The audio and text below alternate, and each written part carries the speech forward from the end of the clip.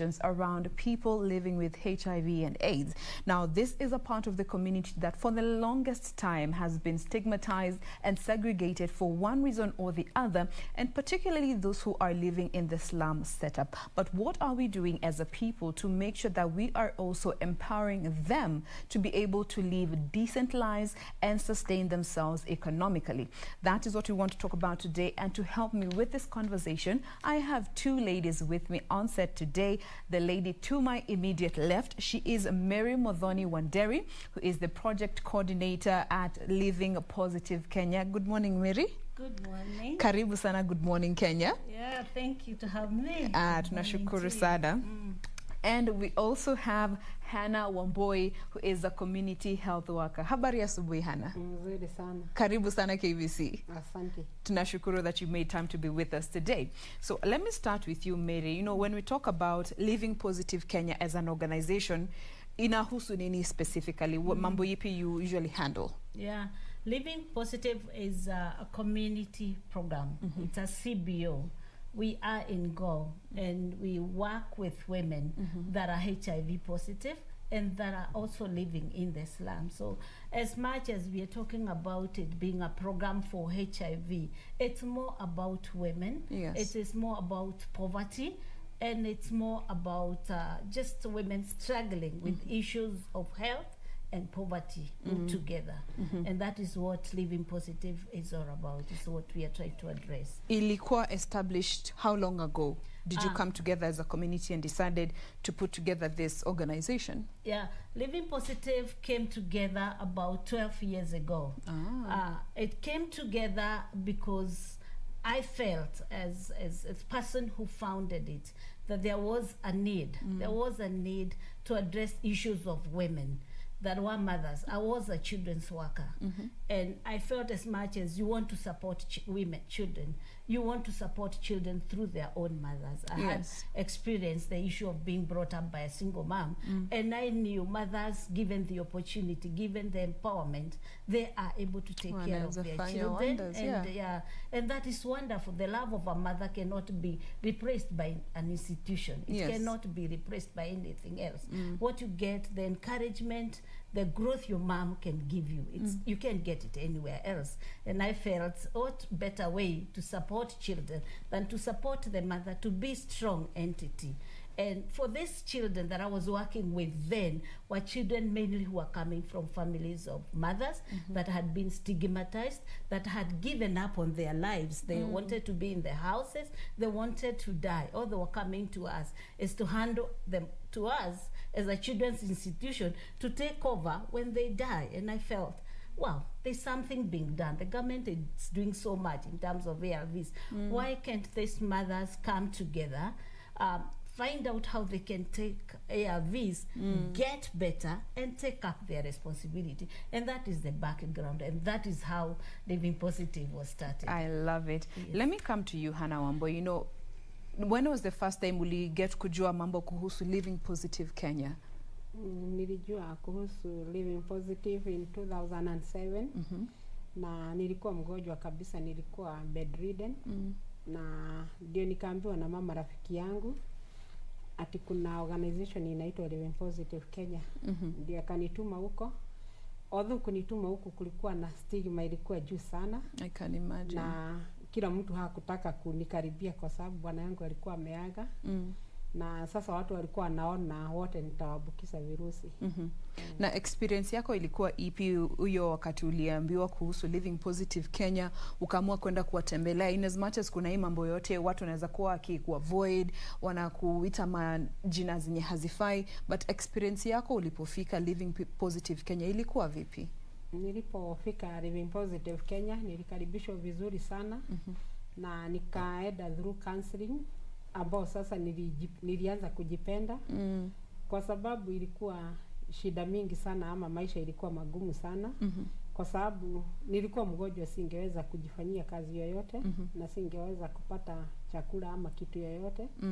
Na Living Positive wakaanza kunisupport nikiwa bedridden client. Na mwishowe sasa wakanipea motisha ya kuwa naweza kufanya kazi. Na ndio nikapata shirika lilikuwa linaitwa USAID. Wakanipeleka training kama community health worker. Ndio nikapata sasa ujuzi, kwa sababu nilikuwa naambia Mungu, ukinitoa tu kwa hii kitanda nitaweza kuhudumia wenzangu wenye wako chini kama mimi. Na Mungu naye anajibu maombi kwa vile alinifanyia tu hivyo. Absolutely. Now let me come back to you, Mary. You know, she's just one of the many people that I'm sure you get to interact with kila siku, and especially going back to when you were starting, when, you know, conversations around HIV and AIDS were still heavily stigmatized. How were you able to venture into this space and be able to reach out to all the ladies and also men who are willing to show up that have been affected in one way or the other by HIV and AIDS, despite your stigmatization yenye ilikuwa kwa society as a whole? Because for most people, afadhali ujifiche ubaki na afya yako as opposed to kujipeleka huko then watu wajue in an effort to get help. Yeah, one thing that I thank God for is that people were there. People were desperate. They were looking for ways. They were looking for somebody to just embrace them. Somebody to just love them, tell them it's okay, let's move. This is the way to move. And when I met them, I met a number of people. Anne was among the very, very first ones. Yes. And much of it, the struggle was to convince them it is okay. There is treatment. And when the first group, ilianza, wakaenda hospitali, wakapata madawa, and they started getting better. That encouraged a number. Everybody was like, oh, so I can wake up. So nitapona. So sikufi. And our approach also was something. My approach was, nimekuja, mimi ni rafiki yenyu. I just want to know, what are the issues? Tunaweza saidiana aje. And that helped a lot. Sikuenda like, mko kitanda twende hospitali, hapana. Munataka tufanye aje. Usaidizi aina gani? Usaidizi. And there was nothing. Actually tulianza kanyumba kadogo sana kama bati. Very small. And now we were doing kupika. Kujeni, let's talk. Kujeni tu tujadiliane tujue. Tunapika lunch, tunashinda bale, tunajadiliana. So the approach, I made a lot of friends with the women. Wakakuwa marafiki. So some of them were not coming. They were just coming. Tutakula lunch na tuongee kidogo. Then in the process, I was able to go counseling. I was able to show them, hapa ndio madawa ziko, and ukienda utapata madawa. And funny enough, it just worked. And it started working out. It started working so out. it was a call-out message for them to come to you. Yes. Because there also the question of trying to identify some of these households that have been affected. All right. Now, in most situations, it was the ladies that were coming as opposed to the men?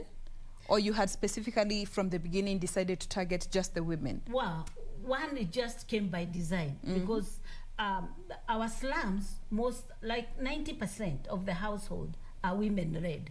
So most of the people you will meet will be women. And again, the other thing, I think there is a lot of stigma among men. Wanaume hataki kuonekana vulnerable. Most of the men do not. The African men hataki kuwa vulnerable. Hataki kuenda pale aonekane they are sick or something like that. So the women being the majority households, that helped.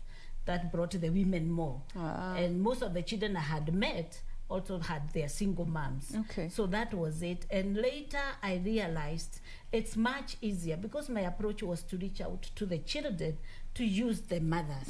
Because most of the fathers I met, they were not directly responsible over the children. And the family. So by design, eventually I decided that the program be for women. Okay.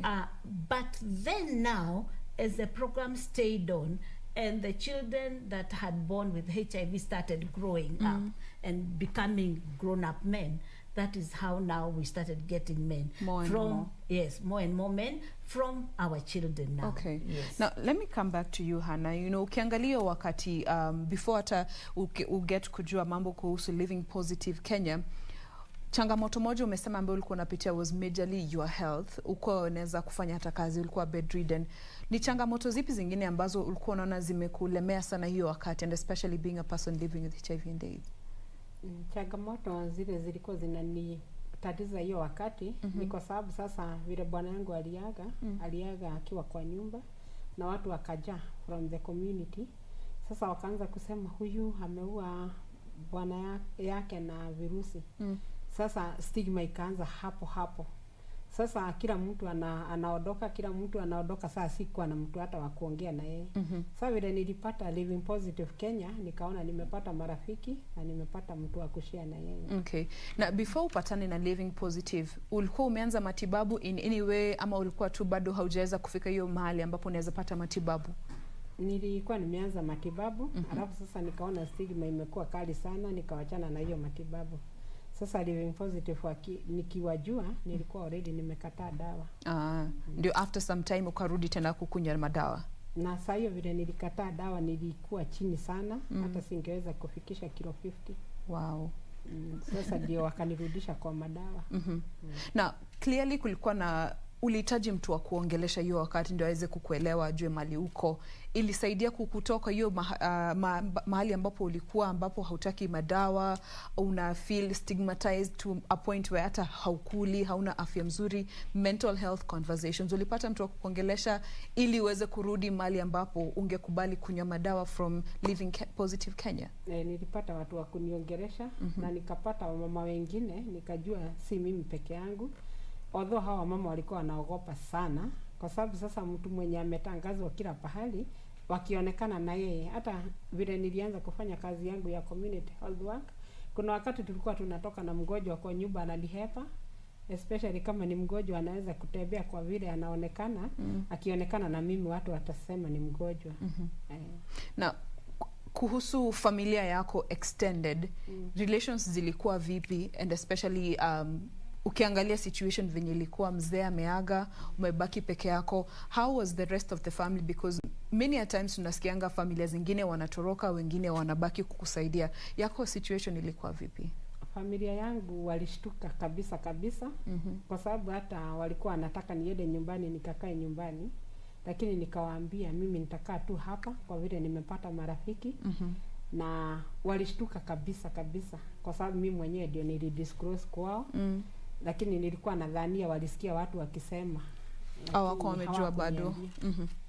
All right. Now let me come back to you, Mary. You know, the family plays such a very important role kusaidia mtu ambaye ameaffectiwa na HIV and AIDS in any way, in one way or the other. They can either make or break. When you are working with the ladies that you work with and their families, how do you even talk to the families that they have, immediate and both extended, that are willing to be part of this journey to help these ladies be able to continue moving on, and especially looking at conversations about mental health?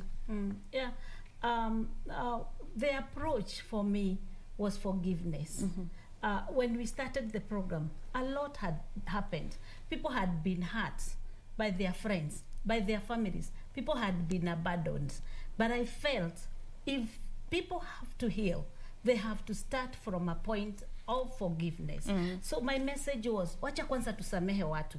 Let's forgive people. Then we move from there. We take care of ourselves. We look at why did people judge us? Kwa nini watu walitujudge? Yes. Kwa nini people felt that we do not deserve to be relatives? Yes. Then tuwasamehe. Then we'll be able to reach out to them. So that is where we started. We have a whole 6 months of we call it psychosocial healing. And in psychosocial healing, all we talk about are issues of taking care of ourselves, our mentors, including forgiving people. Okay. And in the next, which is empowerment, Yes. after the 6 months, you get another 6, which is empowerment. In empowerment, it involves us going to the people that we have forgiven. Be it be husbands when waliwacha wa mama na watoto. Be it be relatives that kicked you out. Be it be neighbors that have talked ill about you. Going back to them. And you're going back to them in a point where you are empowered. You have accepted yourself, because a lot of times it comes from also self-stigma. I have not forgiven myself. So hata vile utaniangalia, utasema tu amesema niko na virusi. You already judge yourself. You have already judged yourself. So by the time you're going to people, you have already accepted yourself. You have no issues. So you are able to discuss and to reach out. And a number of people have reunited with their families. Families love their people because you're empowered. Your children are going to school. Yes. You have your own businesses. Because again, the message that came through is people are going to die. Na watu watatuachia watoto. Na watoto watakuwa dependents. So you're being kicked out so that ukikufa watoto wako wasikuja kutusumbua. So naona. So when you're coming back and you look empowered, you look like anybody else. You're taking care of your children. Your children are in school. You have your business. I mean, people are, it's easier for people to accept you and to look at you as one of them. And it has worked. A lot of people now are back to their families. In fact, nimeona wazee wenye walitoroka wakianza kurudi pole pole. Wanajirudisha wenyewe. So yeah, now it's even, the issue now is how to manage it, how to manage the situation where the husband wants to come back. Well, ulijiempower, umekunywa madawa, wewe ni mrembo. He didn't. So there is now that discussion. How do we accept them? How do we help them to get empowered so that because ni baba ya watoto arudi reintegration and they integrate. So that is the issue. Okay. Yes. Now I'd like to talk about the aspect of children because as you mentioned, you know, most of these households are women-led and it's in the slum area. And for most of them, you might find education and literacy might be a problem. Now, once you have gotten these ladies, you have empowered them, you have gotten them to understand why they need to take medicine, now comes in the children who they care for. Those who are born already exposed to HIV and AIDS, how do you help these ladies talk to the children and help them understand their health and how they can be able to grow up in a healthy way, but understanding what their health has? Yeah, we have a program called Prevention with Positives. And that means the women that have gone through the program, like Anne is in charge of that program. Yes. They come to the ladies and they're teaching them about disclosure. Why is it important for my children to know? So that saa ile wakiniona kwa TV, awendi wakisema, oh, mama me to disappoint. They already know, they're already empowered to take care of that. So Anne does train the women on how to disclose, one to our relatives, and also to our children, and then to the community, so that when people know and they know you're not scared about the issue, then it becomes much easier. Now, to just pick up from where we left off, let me come to you, Hannah. You know, after you went through training and you became a community health worker, ukiwa kwa field, unaongea na familia na the other ladies out there, ni changamoto zipi unaona wanapitia, and especially when it comes to information ambao wako nayo kuhusu afya yao ambao wanafaa kwa wakijua lakini hawajui?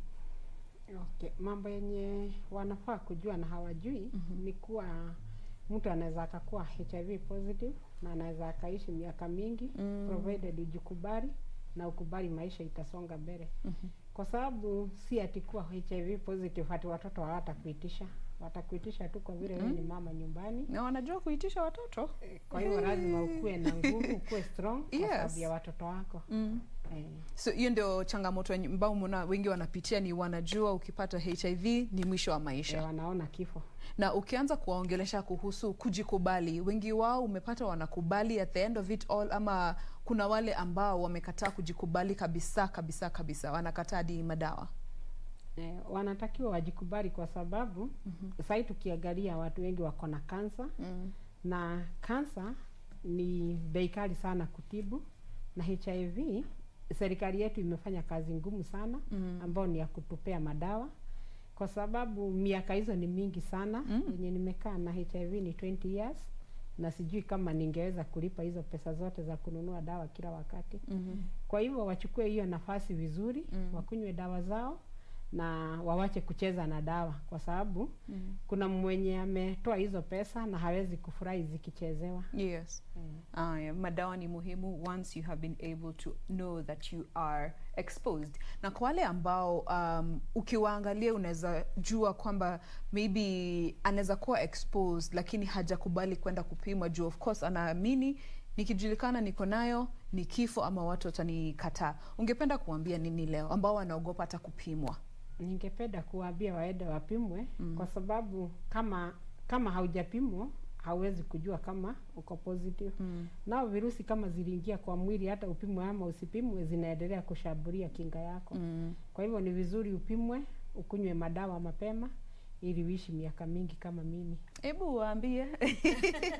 Now coming back to you, Mary, Looking at the past year or so, COVID-19 imeaffect mambo kabisa. Na maybe ningependa utueleze vile COVID imeaffect program yenu in terms of the progress mlikuwa mmemake, projects ambazo zili have kusimamishwa due to COVID-19. Unajua watu wafai kugather huge numbers, social distancing, makazi zimepotea. Ni changamoto zipi ambazo mmepitia as a result of COVID-19? Wakati huu wa COVID kumekuwa na shida mingi sana, especially kwetu. One, because ours tuko skills based, na tunapata nguvu yetu kwa kuwa pamoja kama kikundi, kukuja pamoja kujadiliana hizi changamoto, na watu wenye tunafanya kazi na wao literacy level, as you said, iko chini kidogo. So ukisema waingie kwa mtandao, wengi na wana resources, it is very hard. So lazima tungefunga, na how to reach out to people kama tumefunga kazi was very, very tricky, especially the last year.